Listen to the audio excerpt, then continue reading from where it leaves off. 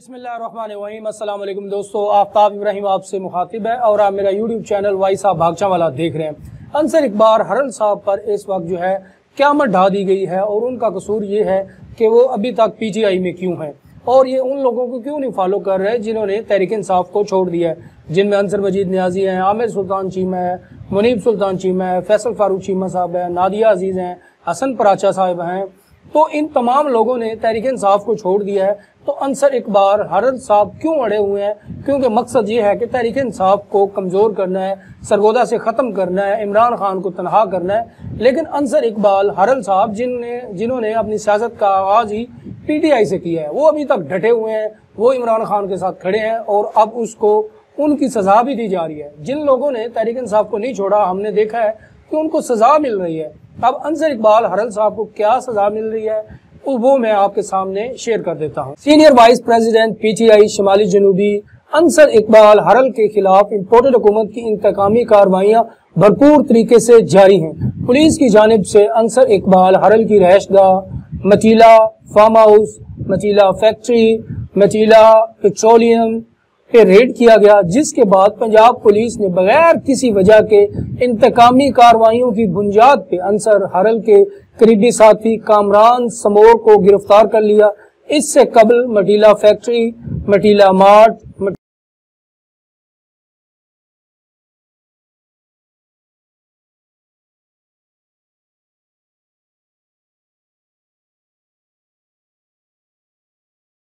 मौजूदा जाली रात के अंधेरे में परवान चढ़ने वाली हुकूमत से मेरे कुछ सवालात हैं। हमारा क्या गुनाह है? क्या पाकिस्तान में शहरी होना जुर्म है?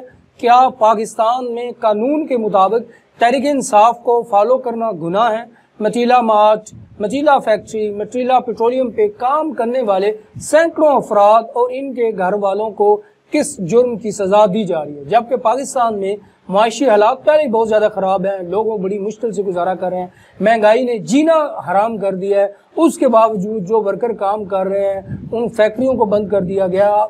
हमारी रियासत को ये सोचना चाहिए कि आप अगर एक फैक्ट्री को बंद कर रहे हैं और इसमें जो काम करने वाला वर्कर है, अगर वो उस दिन अपने घर जो है मजदूरी लेकर नहीं जाएगा तो उसके बच्चे कैसे खाएंगे, उनका वो पेट कैसे पालेगा?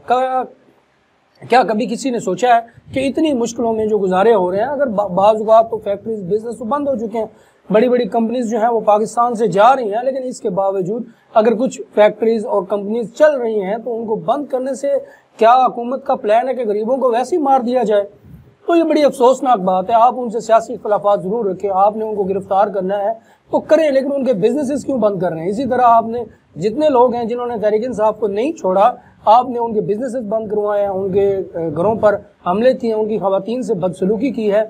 इसके बाद जो है लोगों ने छोड़ना शुरू किया। अब अंसर इकबाल हरल साहब जो हैं ये तहरीक इंसाफ के नजरियाती कारकुन हैं। ये गुज़िश्ता 12 से 14 साल से तहरीक इंसाफ में है और इमरान खान साहब अगर सरगोदा में, मटीला में अगर किसी शख्स के नाम से वाकिफ हैं तो वो अंसर इकबाल हरल साहब है और वो इनको नाम लेकर पहचानते हैं। और ये बात हमें उसामा साहब ने बताई थी, जो खुद इस वक्त रुपोश हैं, उनका कोई पता नहीं वो इस वक्त किधर हैं। वो भी भागे हुए हैं पुलिस से और उनके घरों पर भी रेड किया जा रहा है और उनको भी तंग किया जा रहा है, लेकिन ये वो फरार हैं। इसी तरह अब ये खबरें आ रही हैं कि जो अंसर इकबाल हरल साहब हैं वो रशिया में चले गए हुए हैं, लेकिन ये कन्फर्म नहीं है क्योंकि वो इस वक्त पाकिस्तान में मौजूद नहीं है।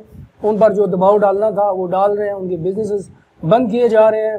और अंसर इकबाल हरल साहब जो हैं इनके बारे में मशहूर है कि ये अपने इलाके के जो गरीब मस्कीन बेवा ख़वातीन हैं उनके लिए इन्होंने कुछ प्रोजेक्ट शुरू किए हुए हैं और उनकी इन्होंने कभी नुमाइश नहीं की। इन्होंने अपने जो मटीला के गरीब लोग हैं उनकी हर तरह से मदद की, उन्हें दुकानें बना कर दी, उन्हें बिजनेसेस बना कर दिए और उनसे 1 रुपया तक नहीं लेकर दिया।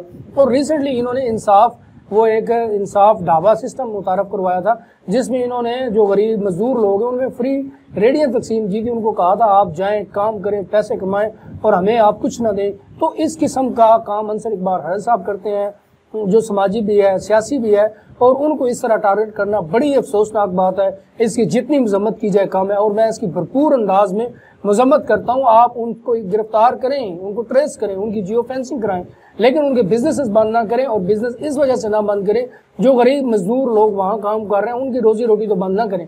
अगर आपने उनके बिजनेसेस बंद करने हैं तो हुकूमत पाकिस्तान उसका कोई मुतबादल दे, उनको कोई जॉब और फ्राहम करे, कहे आप इधर आ जाएं, हम ये फैक्ट्री बंद कर रहे हैं, आप इस कंपनी में जॉब करें, आपको इधर से पैसे मिलेंगे, तो फिर भी बात समझ में आती है। लेकिन ये कोई बात नहीं है, जो बंदा जहाँ काम कर रहा है उसके आप बिजनेसेस ठप करवा दें, और गरीब मजदूर जो है बेचारा पहले ही परेशान है, बिजली के बिल इतने ज़्यादा आते हैं, और ऊपर से गैस की लोड शेडिंग, बिजली की लोड शेडिंग, गर्मी इतनी ज़्यादा, और इन हालात में और अगर उसको ये भी झटका लग जाए जहाँ मैं काम कर रहा हूँ वो फैक्ट्री बंद होगी तो उस पर क्या गुजरेगी, ये वो ही समझ सकता है जो इस सूरत हाल से गुजरा हो।